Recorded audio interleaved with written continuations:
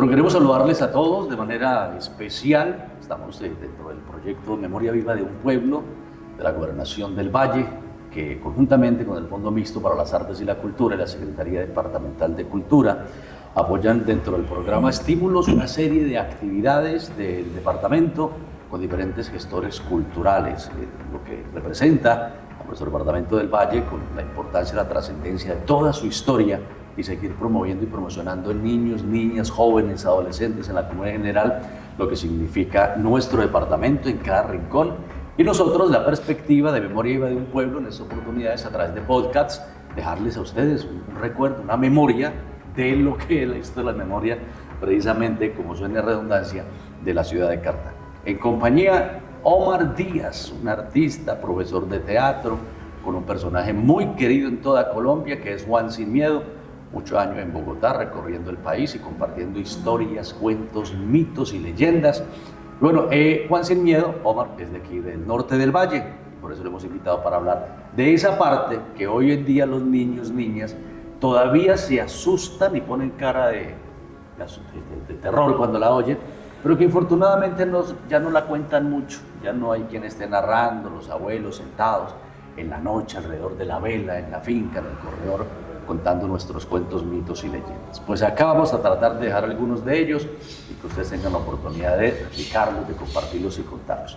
Primero quiero saludar a Omar Díaz. Omar, ¿cómo está? Gracias por aceptar nuestra invitación a este podcast de Memoria Viva de un Pueblo. Wilmer, buenas tardes, muy amable, muchas gracias por la invitación y contento de podernos sentar a hablar de los espantos del norte del Valle. ¿Quién es Juan Sin Miedo?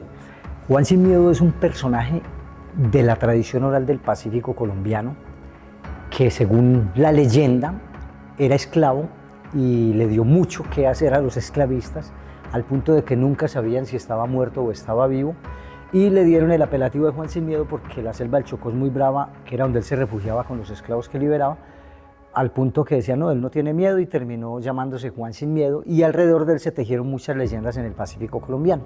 Pero no es de dos personas que dicen que no tienen miedo y son los más miedosos, ¿no? No, dicen que Juan Sin Miedo no le tenía miedo a nada.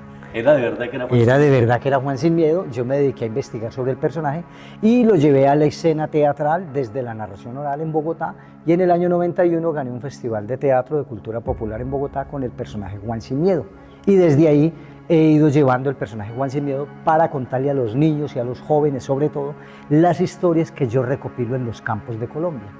Bueno, contarle a la gente de Omar Díaz, pues es otro momento, pero Juan Sin Miedo lleva ¿cuántos años entonces? Juan Sin Miedo lleva contando cuentos alrededor de unos 33, 34 años, poco más, poco menos.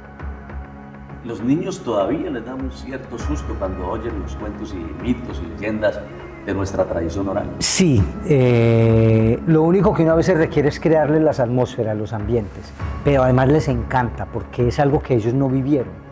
Yo, que tuve la fortuna de nacer en el campo, criarme en el campo y escuchar de noche cuentos de espanto en el campo, tengo como esa emoción, ese vértigo de lo que es que le hablen a uno de la patasola, de la llorona, del duende, del muán, del cura sin cabeza. Entonces logro transmitirle a los niños y a los jóvenes ese impacto, esa emoción que yo viví de niño, y siento que sí se asustan, que sí se sacuden y quedan con el, uy, no me diga que eso existe. ¿Y por qué de noche ahora que no quiera dormir? ¿Y por qué de noche? Porque es que en la tradición, y siempre se ha hablado, los espantos nunca salen de día. Quizá el único espanto que le sale a uno de día en el campo es el duende, pero le sale para embolatarlo. De resto, los demás espantos salen es de noche, porque es la hora de ellos. La hora de la luz no es de ellos, son seres de oscuridad, y por eso solo salen de noche.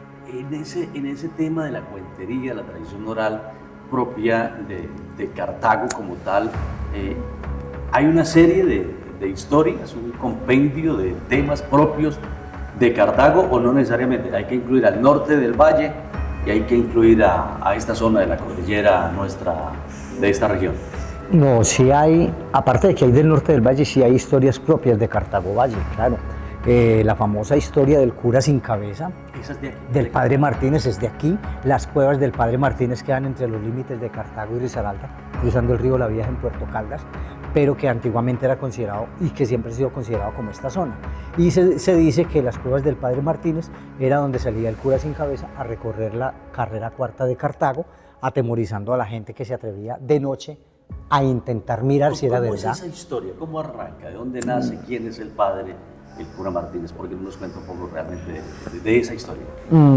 Bueno, mirando los datos históricos dicen que el padre Martínez hizo un pacto con el diablo para poder acumular mucho oro y lo guardaba en unas cuevas que hay en Puerto Caldas que hoy por hoy existen, están un poco tapadas, derrumbadas, pero dicen que adentro en unos laberintos, en el centro de la cueva, él tenía en esa época atesorados muchos tesoros. Al fondo. Al fondo de la cueva.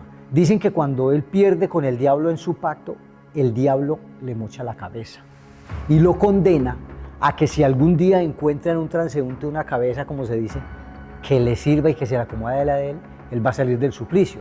Entonces de ahí se habla la leyenda de que cabalgaba un jinete por las calles de Cartago, pero sin cabeza, llevando una cabeza en la mano hasta encontrar otra cabeza para ver si la podía reemplazar. Ese es en general como la parte, digamos, el dato histórico que le cuentan a uno ya en relación. Ya en cuanto a cómo lo vieron, de qué forma lo vieron, hay muchas versiones en Cartago, pero es un espanto, digamos, propio de aquí de Cartago. ¿Y ese cabalgar qué territorio recorre? ¿Cómo es? Dicen que él salía en lo que hoy conocemos como Puente Bolívar hasta tomar la carrera cuarta, que es como la que atraviesa la ciudad de punta a punta, y cabalgaba hasta la parte antigua de Cartago, que es Santana la Vieja. Santana la Vieja era pues prácticamente ahí nació Cartago. Dicen que él cabalgaba a lo largo de toda la cuarta, donde había una que otra casa, muy pocas viviendas.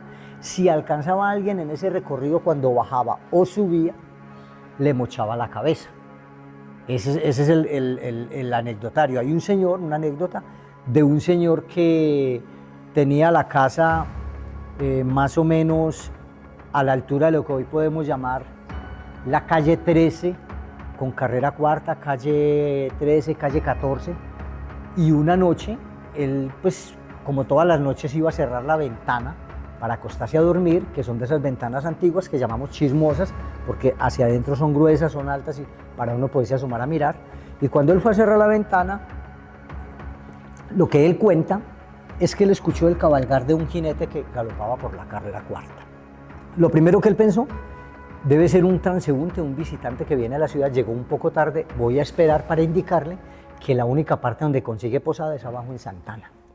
Y él estaba ahí mirando hacia, digamos, hacia la parte de donde empieza la ciudad, hacia Puente Bolívar, por toda la cuarta derecho, y a medida que el jinete se acercaba, él veía, se escuchaba más el cabalgar del caballo, pero lo que le llamó la atención es que a pesar de ser un caballo negro, se le veían las patas negras en medio de la noche.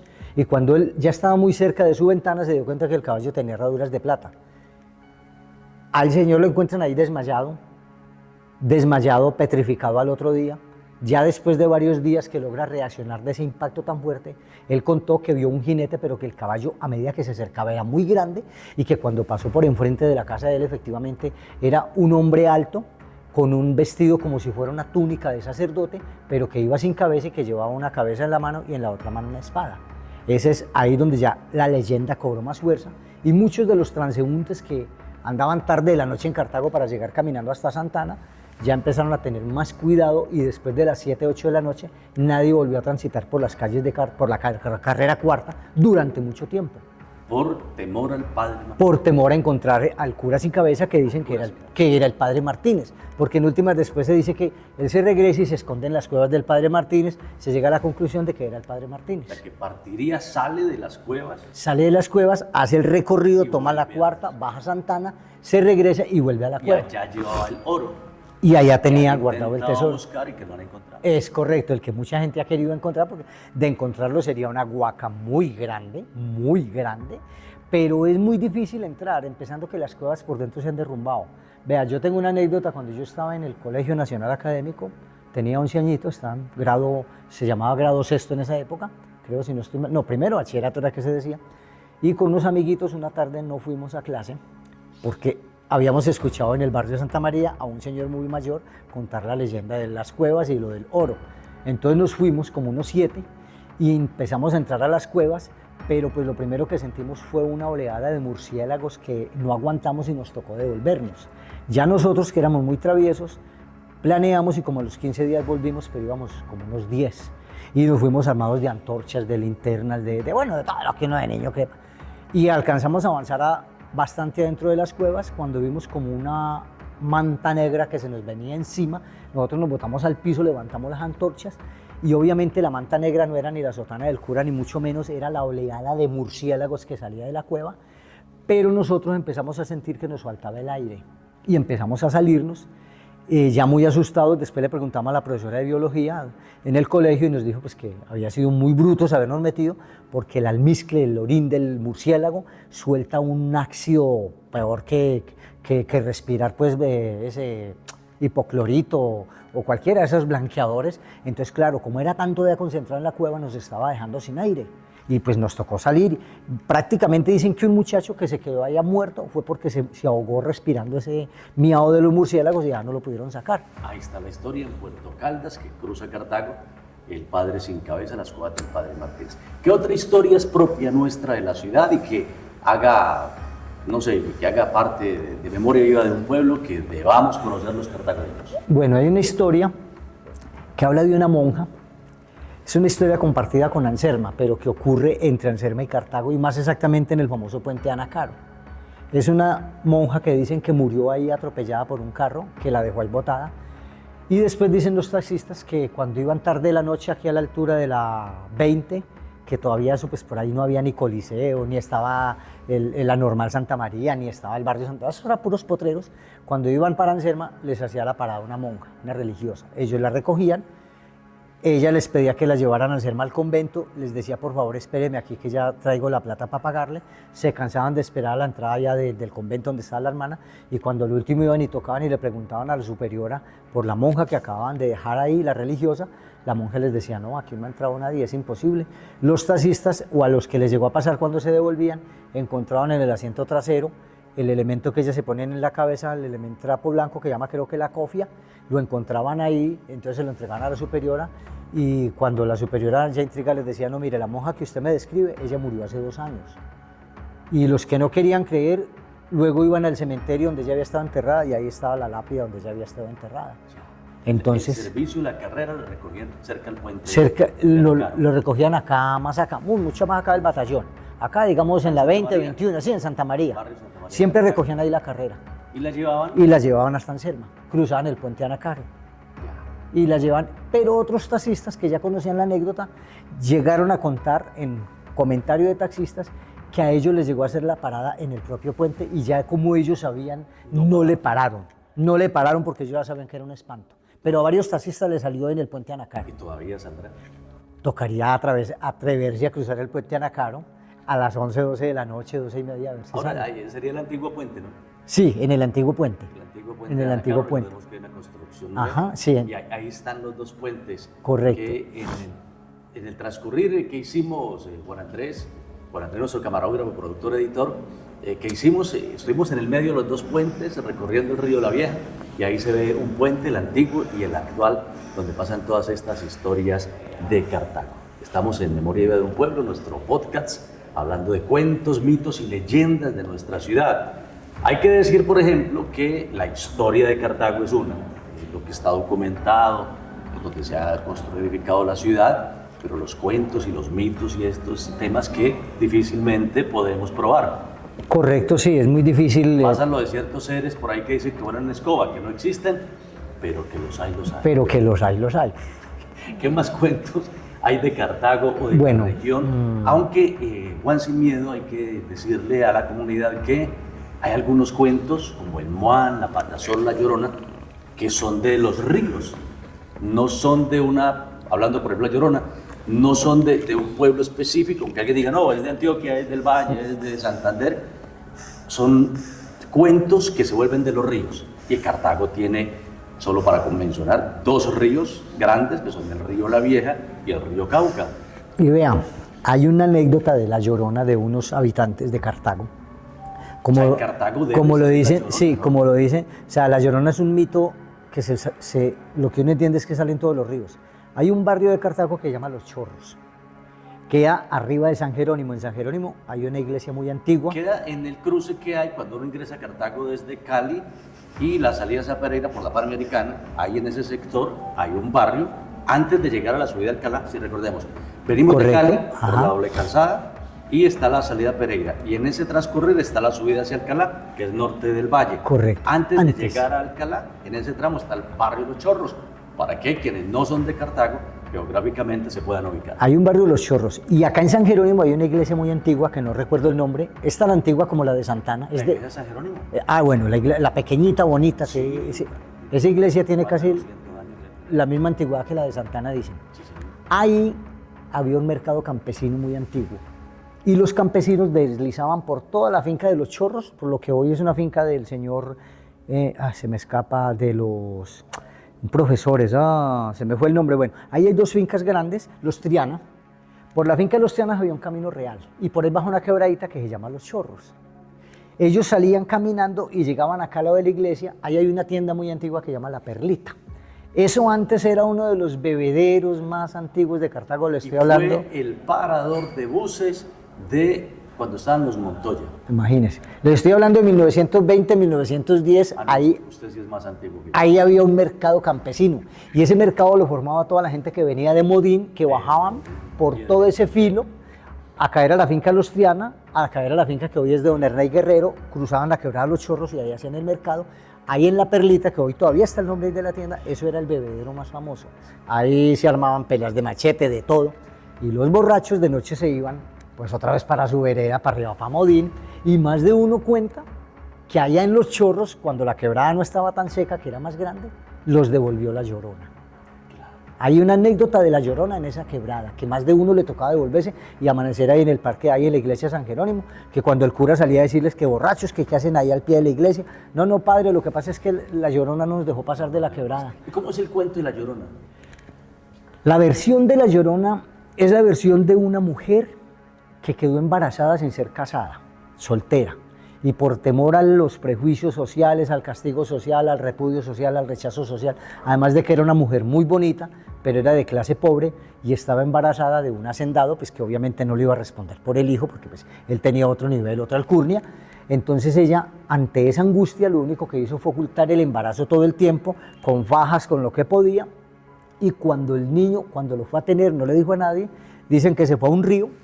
Ella sola tuvo su parto, le cortó el cordón y lo botó al río. El niño se lo llevó al agua y se ahogó. Cuando ella muere, dicen que su alma no encuentra descanso, porque lo primero que le dicen en el firmamento, donde haya llegado, es: hasta que usted no encuentre ese niño que usted botó, usted no puede ingresar acá. Y por eso es que a partir de ahí se vuelve un espanto, que lo que uno escucha en los ríos es un lamento de una mujer muy desgarrador. Le eriza a uno la piel cuando uno está a la orilla de un río tarde de la noche y escucha un quejido, un lamento horrorizante. Dicen que es la Llorona que está buscando a su hijo, lo busca por todos los ríos. Y el canto de ella, el grito es: ¡ay! Aquí lo largué, donde lo hallaré. Pero el que está lejos, lo que escucha en sus oídos es una vaina horrorizante, horrorizante, no tan descriptible, pero que o sale corriendo o ahí queda petrificado. No le queda más de otra. Eso es lo que cuentan algunos pescadores y cazadores que van cerca de un río cuando escuchan el llanto de una mujer, que a lo lejos se alcanza a escuchar que dónde lo hallaré o algo así, y salen corriendo porque saben que es la Llorona. Que es de la mitología colombiana, pero que en Cartago también. En Cartago también tiene validez y se ha escuchado, en Los Chorros se ha escuchado, me imagino que en el río La Vieja en alguna época se escuchó, o en el río Cauca, pero en la quebrada Los Chorros, que es una quebrada muy antigua de Cartago, sí se llegó a escuchar y lo cuentan los campesinos, que les atajó más de una vez el camino. Bien, dialogando con Juan Sin Miedo, en Memoria Viva de un Pueblo, proyecto de la Gobernación del Valle, con el Fondo Mixto para las Artes y la Cultura y la Secretaría Departamental de Cultura. Cuentos, mitos y leyendas propios de Cartago, qué mejor que para destacar en Memoria Viva de un Pueblo. Nosotros tenemos mucha historia, Cartago tiene mucho por contar, por resaltar, por compartir con nuestras nuevas generaciones, niños, niñas, jóvenes. Pero hay una historia que, entre historia y mito, hay que contársela a la gente, y es por qué el río La Vieja se llama Río La Vieja. Bueno, Wilmar, es una anécdota muy loca. Habla de la época en que llegan los españoles aquí a Cartago y se trenzan en pelea con los Quimbaya, que eran los que dominaban toda esta zona. Cuando llegan a la orilla del río, ven una anciana ataviada de oro, porque los Quimbayas tenían mucho oro, y por aquello de la edad, el peso de la jíguera que lleva a la espalda donde ellos cargan los niños, y todo el ajetreo, la anciana ya camina un poco encorvada. Los españoles piensan que esa mujer, producto del peso del oro, no puede caminar. Entonces van a quitárselo para ayudarle a quitar el peso. Ella pues obviamente intenta defenderse. Ellos la empujan al río, o en la pelea ella se va al río y se ahoga. El río hasta ese entonces se llamaba Tatayamba. Y a partir de ese momento todo el mundo comenzó a decir, pobre vieja, la tiraron al río. Y en la tradición oral se fue haciendo, no, allá donde tiraron a la pobre vieja, allá donde tiraron, en Tatayamba donde tiraron a la pobre vieja, hasta que con el pasar de los años se quedó llamando el río La Vieja. O sea, si decimos río Tatayamba, Está válido, correcto. Y para la historia y nosotros todos, el río La Vieja. El río La Vieja, porque cuando la gente le preguntaba, dijo, no, allá donde tiraron la vieja. Y así es que la tradición se va reformando, no, allá donde tiraron la pobre vieja, hasta que, no, en el río La Vieja.